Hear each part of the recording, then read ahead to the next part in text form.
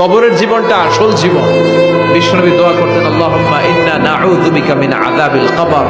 আল্লাহ, আমি আপনার কাছে কবরের আযাব থেকে পানাহ চাই, কবরের আযাব থেকে বাঁচতে চাই। এই কবরের মধ্যে অনেক ফিতনা হবে, অনেক সুয়াল হবে। কবরে প্রশ্ন আছে না নাই? কথা বলেন।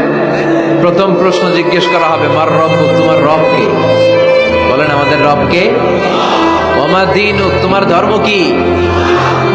বিষ্ণুবীর চেহারা দেখিয়ে বলা হবে, তারিফু মান হাযা রাজুল, এই লোকটারে চিনো?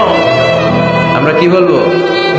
আমরা চিনি, উনি আমাদের প্রিয় রাসূল মুহাম্মদুর রাসূলুল্লাহ সাল্লাল্লাহু আলাইহি ওয়াসাল্লাম।